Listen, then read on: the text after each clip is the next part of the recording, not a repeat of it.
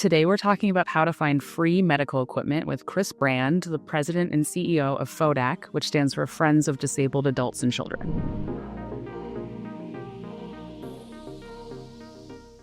Chris, maybe if we can just start by having you tell us a little bit about your journey, what led you to FODAC, and why you have such a heart for disability advocacy. Absolutely. Yeah, that's right up my alley. I have been involved with FODAC since I've been in my early 20s. And my journey that got me to this organization is funny you asked that. A lot of people ask, how did I get involved with this place? Because I've been here for 27 years, off and on as director and manager, program manager. And, a family that I grew up with, very close to our organization here in Tucker, Georgia, had the son with disability with muscular dystrophy. And so I grew up very close, like a brother to him since I've been a few months old, because they were kind of my daytime family and they kind of adopted me along the way. And I'm very fortunate to have had that experience. But growing up, I was around wheelchairs and, this family who had to figure out how to make everything work for this person. Had to figure out how to get adaptive vehicle. And back then, everything was not great. Assistive technology for all those things. The ramp for the home had to be built. The walls had to be torn out for a bath roll-in shower. And then there were friends of his that didn't have those resources. There were grandparents raising kids with disabilities, which we see a lot these days as well. So I've seen the struggles that families have had with getting this equipment through their insurance or benefits, and it's not easy. And so I knew when he passed that I would be doing something in healthcare, pursuing something in the medical field, and, just kind of was here a few years, pursued some physical therapy training for a while, worked at hospitals, and then took a break from that to come back when this founder had grown the place twice as big as it was before. And so I was super excited to kind of come back and take a break from my schooling. And little did I know that a few months later, he would be asking me to take over for him because of some health challenges he had and some, challenges organizationally we had with that growth that we weren't prepared for. So it was a lot of years trying to get this place in 2001 to where it is today. And we've grown tremendously to utilize the space that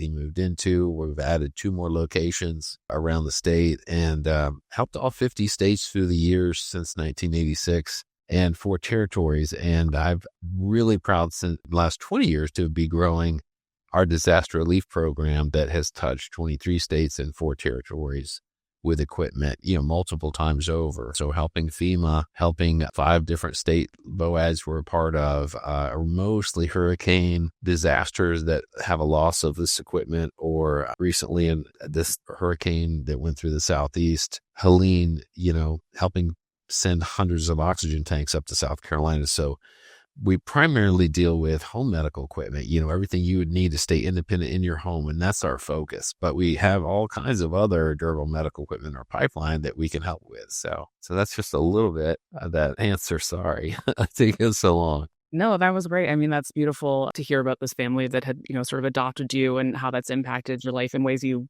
probably didn't expect. Yes, I didn't know this was coming, yes, at all. But I knew that really had changed my life, that big pivotal point of it as a teenager, and knew I'd be doing something to help people in a medical way or disability. So I'm just perfectly positioned to be where I am. Yeah, that's awesome. You talked a little bit about what you guys are doing around disaster relief, and obviously that's relevant right now. Can you talk a little bit about the other programs that you guys have going on? So home medical equipment, vehicle modifications, et cetera? Yes. So our primary program that we've grown over these years is collecting gently used home medical and equipment, as well as new medical equipment from vendors and manufacturers that we can get in our pipeline here in Atlanta in our main warehouse, clean it, fix it, sanitize it, and make it available to whoever needs it. And always trying to figure out creative ways to serve the population so people can call us if they have a need. We delivered at 6 hospitals on almost a weekly basis here in Atlanta for medical needs for people who don't have equipment and need to discharge home. We delivered to 17 locations around the state of Georgia it is monthly. and include one in South Carolina that we make that those community partners send requests to us that we fill, then deliver to them to distribute to their community. So a lot of rural parts of Georgia, we're very proud to have grown that because it's very difficult to get equipment with your benefits. The further you are out of Atlanta and away from a metropolitan type of area, that's a lot of how people access our main equipment on a regular basis. And we also have some other wraparound service programs, the vehicle modification program. We take gently used scooter hitch lifts, vehicle lifts, and try to reinstall those on new cars that need them. That's a very expensive item that we would love to see people have mobility again. And we have, a computer reuse program. We have dabbled a little bit with ramps over the years. We're not really strong in that at the moment in that space, but those are kind of our larger programs. We have a Credit Able program that we've taken over, which is wonderful. It's some government funded money that you can get a low interest loan through our program, that program for assistive technology that we don't have. Funny though, most of the calls, about 70% that we get, we try to find something at no cost for them first through our location, and we're usually able to provide that. So we're not trying to give loans out, but it's a last effort opportunity. If someone needs a home modification for a loved one, they can't fund it. And for people in Georgia, we've raised the cap to $20,000 recently, so it can even help fund or offset the funding for an adaptive vehicle. Those are two of the most common requests we get that, of course, we don't have at FODAC, the ability to do those things. So that's an exciting program. Yeah, that's awesome. What I hear is that you guys just really care about people that are trying to find help. What are some of the what is some of the home medical equipment that you guys have? Which is kind of a broad question because it sounds like you got a lot flowing through. Is there anything you guys don't accept or wouldn't be able to help with? Well, we can accept almost anything because anything extra soft goods that get in our pipeline, because we have a thrift store here, we happen to pick up a lot of household things and medical at the same time, but we'll kind of take everything and give it away to partners internationally if we can't use it here in the States or through our disaster relief program. But we take everything from oxygen concentrators, tanks, CPAP machines, and then everything else you would use in your home to be independent. So, a home care bed, a power wheelchair, children's equipment, therapy equipment. We have 65,000 square feet of that coming and going all the time here in the Tucker area of Atlanta. And, new equipment. We have 24 new pallets of brand new pediatric equipment being donated this Tuesday from a company. So it's amazing, the volume that we do get. And we have trucks running around to pick up larger amounts that can't be dropped off at one of our drop-off sites. So we do pick up. A lot of our partners around the state are a drop-off site for us. So when we deliver to them, we bring back items gently, items that need repair, cleaning, but people can drop off at our warehouse. And then, we have other drop-off sites on our website around the state. That's awesome. So Givers supports family caregivers caring for someone at home. Most of our caregivers are in the home with their loved one, not long-distance caregivers. But in either case, if someone's caring for someone who requires some kind of medical equipment, which is often the case, how do they go about requesting or qualifying for equipment from you guys? It's a very good question. So you really have one questionnaire, a point of contact with us to go through a little bit of why you need the equipment. We ask for a one-time registration fee from people who have not gotten anything from us before for that client, but everything after that is no cost. If they need more next year or 5 years from now, that's $25, the registration that we ask for. But in that process, even if you're waiting to get something through your benefits in 3 months or you're not sure, you need it every day, and we understand that. So that's why you can request it. And if we have it, we're going to provide it to you, So we just have some checks and balances to make sure people are not selling equipment that we're giving them, that type of thing. Just that we get to talk with them a little bit, get that application filled out on the phone. People can call us. They can show up, but we wouldn't recommend it in case we didn't have that item that day. Then we'll hold it for them to come pick up. They can have a loved one pick it up on their behalf and take it to them anywhere in the United States. So we can't deliver everywhere except for disaster survivors. But people can pick up an item to take to Florida, New York. I mean, we've had that happen a lot. Someone has come down with ALS, an old high school buddy, and someone's touched by that, and they want to pick up a power chair for that person, take it to them. That's fine with us, So we're very flexible. We're not billing anyone any benefits. This is, a ministry kind of opportunity for us to serve people and with that equipment. Yeah, I mean, that's awesome. What a tremendous help to people. For those that I can speak for givers, a lot of our caregivers, have a couple years. They're caring for older adults, a mom or a dad. They've got a couple years, oftentimes care recipient passes, and now they have medical equipment. If they want to donate it back to you, what do they need to know about doing that? Yes, that would be great. If they wanted to, check out our website for drop-off sites, they're all around Georgia. And then when you get further outside of Georgia, we can't really go to pick up unless it's a lot of equipment. But we do have resources. If they were to say, "Hey, I'm in wherever part of the state. Is there a place near me?" You could email us and ask that, FODAC@FODAC.org, and we'd be glad to try to point you in that right direction. And even if it's out of state, we'll still try to give you a resource. Yeah, that's awesome. I guess my other question related to this is, it sounds like you guys have new equipment sometimes, but a lot of this is secondhand. Are there any tips or advice around maintaining or repairing secondhand equipment that people might want to know about? Well, yeah, that's a good question. I think the first thing is that people should think about maintaining their equipment and their brakes and their tires and checking them for loose nuts and bolts. Yeah, I would highly recommend that because you're depending on that for a lot of safety when you're out navigating sidewalks or somewhere like that. So number one, yes, I would recommend doing that at a minimum with your at home.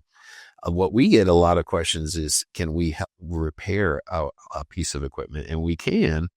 It's not part of our main program of distributing items, but it's a little fee with that, small fees with that. So you can make an appointment with us and drop off an item or come and wait while our technicians try to fix it for you with new parts or whatever. We don't charge anything for parts, but we might charge for that small labor amount of time, basically a few dollars, a little buy-in. Power chairs, people take us up on that all the time. If you have just trouble with your scooter and you don't want to pay hundreds of dollars to take it somewhere to get it fixed, or your power chair, you can bring it us for a few dollars. And many times we'll swap out a $700 joystick on it or $1,000 part on it to make it hold again and working. We have new batteries from the industry, the best battery maker for these things, and we can even do that. Put the batteries in at cost. We have to pass that cost along of batteries. That's the only kind of repair item I can think of we would charge for. But we have power Hoyer lifts, we have manual Hoyer lifts, we have everything you can think of that you would need in that realm, and we can work on all of it. Yeah, that's awesome. The more we talk, the more you keep saying examples of equipment that you guys have that I know are helpful and necessary to our caregivers. I obviously don't want to take away any of the attention from FODAC, but and you guys do serve, outside of just Georgia. But do you have any recommendations for someone that's in California and might not be able to come to you to pick something up? California as an example. Are there organizations like yours that people could look at in other states or similar programs? Yes, because we've been growing, FEMA will call us many times. "Hey, I'm in Michigan and I need some 6 3 wheelchairs or something for some storm survivors." And I can usually, within 10 minutes or so, connect them with those resources up there in Michigan through partnerships that we know of. And so, yes, the answer would be email us. We have a couple different national directories, but also we know people who are doing high-level programs around the U.S. So reach out to us over email, FODAC@FODAC.org. But like California right now, the fires, we're working with FEMA and other partners in the county to ship items they need there. So we're really happy to be that resource. We're part of National VOAD, Volunteer Organizations Active in Disaster. We were the first disability service group in that organization, which are all the large Samaritan's Purse and Salvation Army, Red Cross, all those agencies that do disaster. We all convene and talk about how can we do this and make it more seamless or not step on each other's toes, and how do we partner to do disaster relief. So we've been very active more recent years all over the U.S. Shipped to Guam last year, for a disaster there. Yeah, that's awesome. We'll be sure to include that email address so that people know where to reach you should they be somewhere else. It's exciting to hear you guys are growing so much. I mean, so many people, are looking for free or low cost medical equipment. And it's important not to let that equipment just go to waste, and it's not that much work to make a place to create an opportunity to repurpose that equipment. But it's not easy. It takes a lot of space and some time, some trucking logistics. But we have a real passion for that around the country, and we assist other programs from time to time with technical expertise to help them build their programs. And we'd love to do more of that, down the road. We even offer our database for a very low fee for other nonprofits to use to track their outcomes, and you raise money with those outcomes by sharing them. That's awesome. You guys have a lot of programs going on. I also see that you guys do events. You've got your run, walk, and roll and your breakfast with Santa and some music fests. Can you talk a little bit more about that if people want to get involved with you guys in a way outside of equipment? Yes, we'd love to have, number one, people come with special events, but if people would like to volunteer with us or get involved, they could. There's always opportunities to sort and help us with medical equipment here in Atlanta, but also in Savannah and coming soon in our Griffin warehouse. So that's another, it's just starting to get open and up. We'll have a grand opening this summer. So there's 3 locations around the state that folks could plug in if they'd like to. But yeah, we have events. We have partners who do equipment drives for us all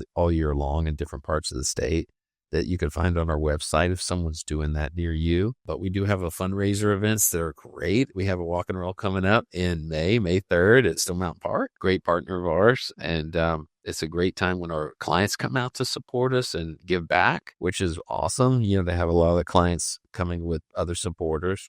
A golf tournament in October, and a breakfast with Santa, which supports our pediatric program in December no, that's not at the park anymore, but that's here in Atlanta. Awesome. Yeah. Again, we'll include links everywhere so people know where to find you guys and how to get involved. Is there anything we missed, Chris? Anything that you feel like we didn't get to talk about FODAC, or just resources available to caregivers in Georgia? I think that we covered most of those caregiver supports, and we do have a new veterans liaison as well. If anyone is a veteran, unfortunately, when you call us from the community, we're first come, first serve. We can't really take a waiting list or wait for something because we'd have a year's worth of people on a waiting list for the items we need. But if you're a veteran, we're not going to charge a registration fee. We're going to also connect you with kind of a case manager for your needs. If you need anything, you let him know. He's going to be proactive and try to help make sure you have resources. If we can't provide it, we're going to provide it. He's going to call back. So there is a close hands-on touch with veterans, and we're proud to do the support that we do in the community. There's over $250 million worth of items we've distributed over these years, about 12 to 15 million a year of value that we distribute, about 20 states getting something every year. So it's a large program. We love it. We love to have partners help in your community, wherever you are, to help us collect equipment, to get it back in the hands of people who need it. Yeah. Thank you so much. I mean, this is a huge help to people. Obviously, you guys are obviously doing big and important work. So I appreciate you taking the time to share with givers where our caregivers and their families might be able to access resources. Absolutely. Absolutely. Thank you for having me. Our pleasure.